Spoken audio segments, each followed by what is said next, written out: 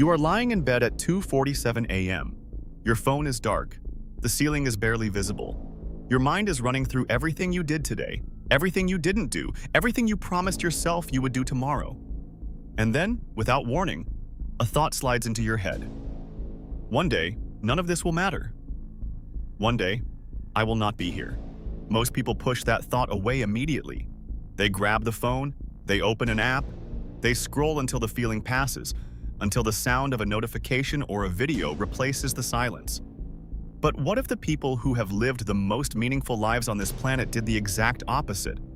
What if they invited that thought in and sat with it every single day? This is not a video about death.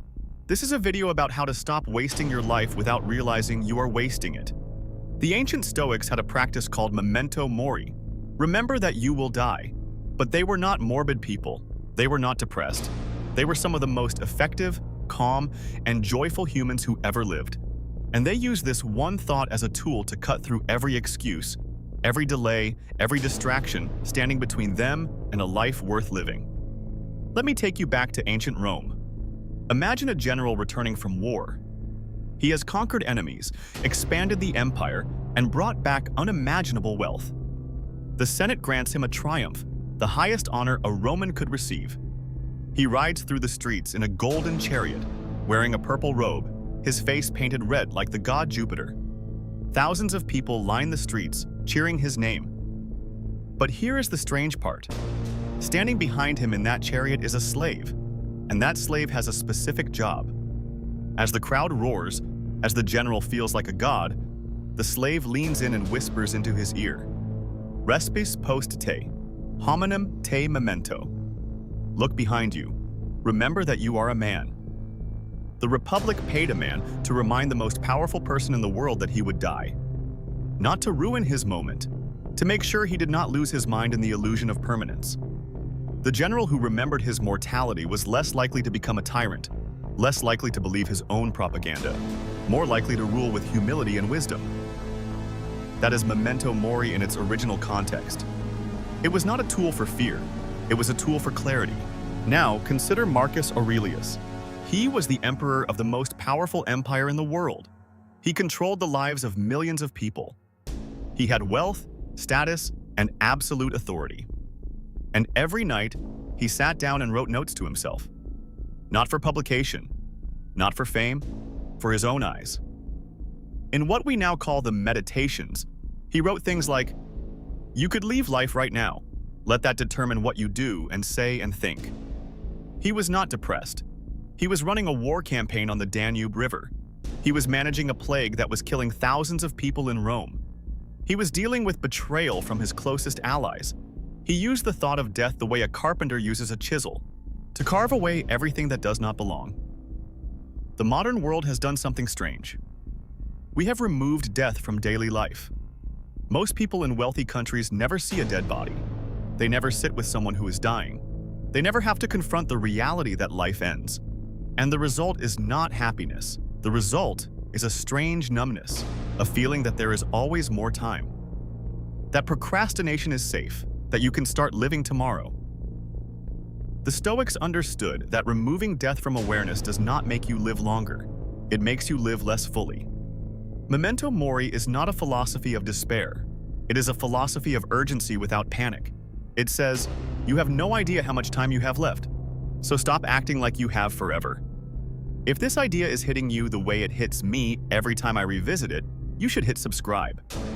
This channel exists to dig into the kind of ancient wisdom that actually changes how you spend your days, not just how you think about them. But here is the problem. Humans have a strange relationship with mortality. We know we will die, but we act like we will not. This gap between knowledge and behavior is where most of our wasted life lives. In the 1980s, social psychologists began studying what happens when people are reminded of their mortality. The experiments are simple. One group answers questions about death. The other group answers neutral questions about watching television or eating food. Then both groups are asked about their beliefs, their behaviors, their judgments. The results are consistent. People reminded of death become more attached to their cultural worldviews. They defend their beliefs more aggressively. They become more patriotic, more religious, more hostile to outsiders. They also become more materialistic. They want more money, more status, more stuff. The researchers called this terror management theory. The idea is that humans manage the terror of death by building psychological defenses. We create meaning systems that make us feel like we matter, that we are part of something bigger, that our lives have significance, and those defenses work. They keep the fear at bay, but they also trap us. Think about the last time you had a quiet moment alone. Maybe you were driving or showering or lying in bed before sleep, and a thought came to you, a real thought, about what you actually want, about the life you wish you were living. And then you felt a flicker of discomfort. So you reached for your phone. You turned on the radio. You found a way to fill the silence. We spend so much energy avoiding the thought of death that we never ask the question that would actually set us free. What am I doing with my time? The avoidance of death is not neutral. It has a cost. Every time you push away the thought of mortality, you also push away the question of whether what you are doing right now matters. You stay in jobs you hate because they feel permanent. You stay in relationships that drain you because leaving feels like a kind of death. You postpone your dreams because there is always next year. The avoidance of death is the engine of mediocrity. Memento mori is not about making you afraid. It is about removing the wall so you can see clearly. When you remember that you will die, the trivial things become trivial, and the important things become urgent. There is a growing body of research on people who have had near-death experiences or who have been diagnosed with terminal illness. The patterns are striking. People who face their mortality directly report the same changes. They stop caring about what other people think. They stop wasting time on people they do not genuinely love. They stop doing work that feels meaningless. They become more present. They appreciate small things. Sunlight, food, conversation. They experience these things with an intensity they never had before. One researcher called it post-traumatic growth. The tragedy is not that these people are dying. The tragedy is that it took a terminal diagnosis for them to start living. There is a story, possibly apocryphal, about a man who was told he had 6 months to live. He quit his job. He sold his house. He traveled to the places he had always wanted to see. He called old friends and told them he loved them.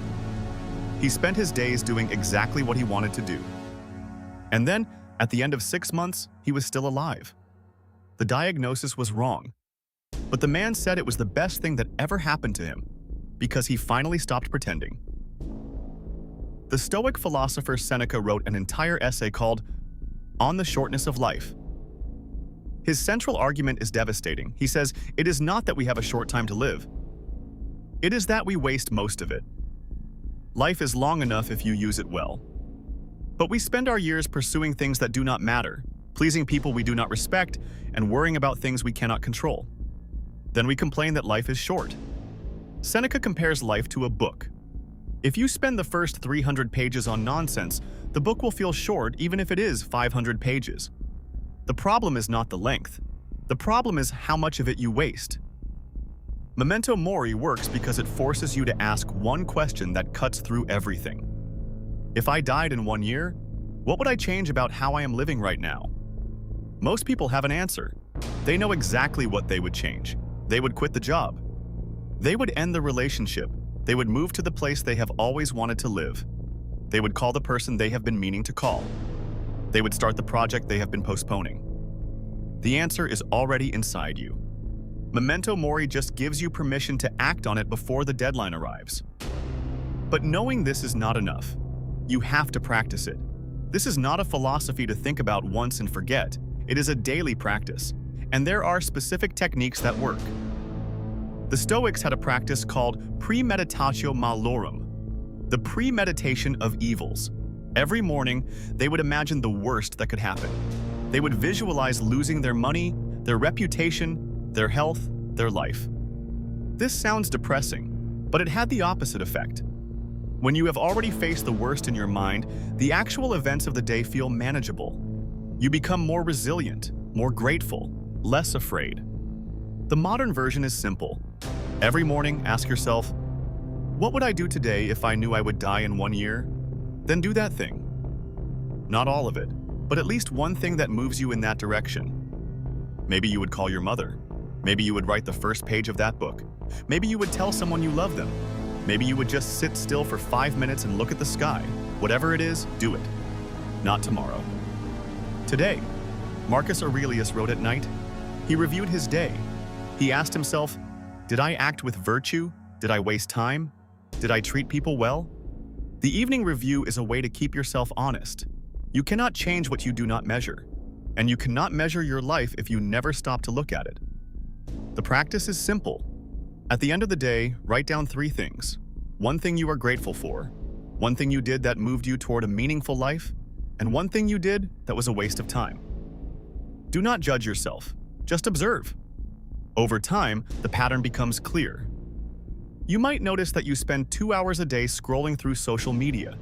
You might notice that you spend more time worrying about what other people think than doing what you actually want. You might notice that you have not called your closest friend in 3 months. The observation is not punishment, it is data.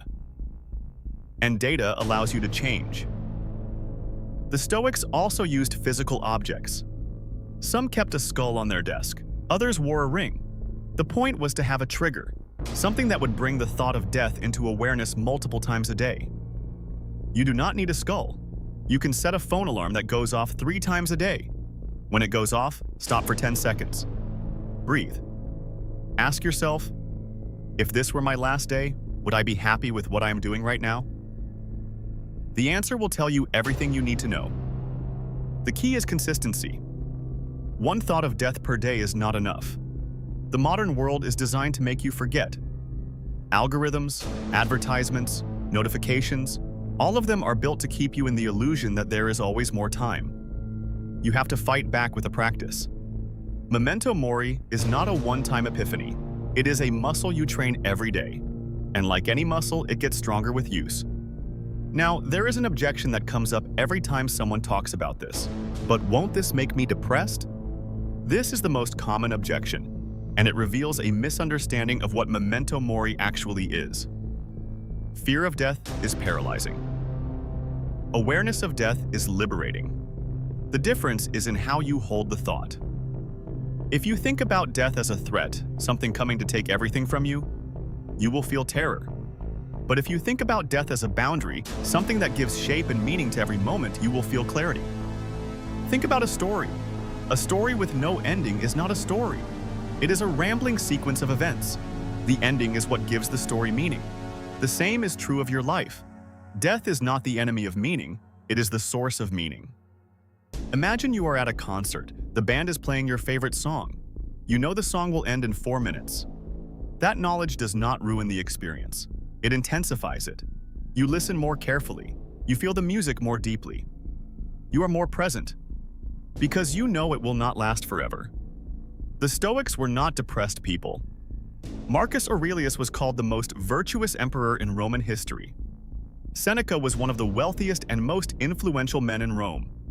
Epictetus was a former slave who became a beloved teacher.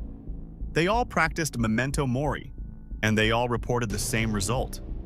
More peace, more gratitude, more focus, less anxiety.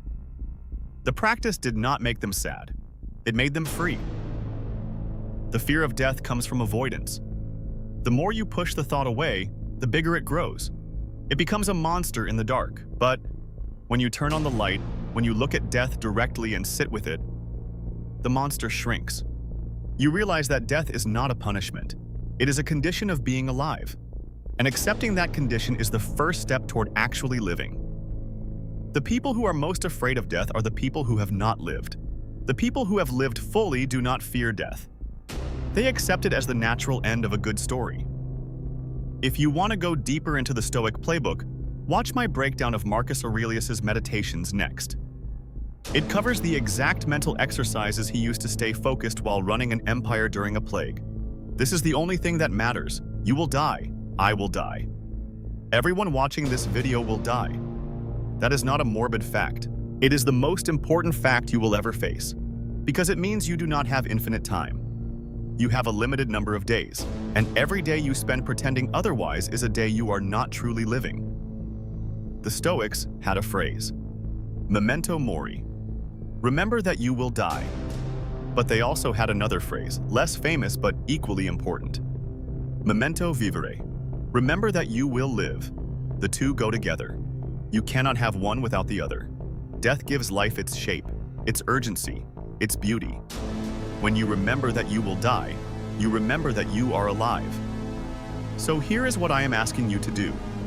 Not because I am trying to sell you something, not because I want you to be afraid, because I believe this one practice can change the way you experience every single day from now until the end. I put together a free one-page Memento Mori practice guide. It has the morning question, the evening review, and the daily alarm prompts. You can download it from the link in the description. Start today, right now. Ask yourself the question, if I died in 1 year, what would I change? Then write down the answer, and tomorrow morning, do one thing on that list. Just one. The alarm will go off eventually. The only question is whether you will be asleep when it does. Memento Mori. Memento Viva.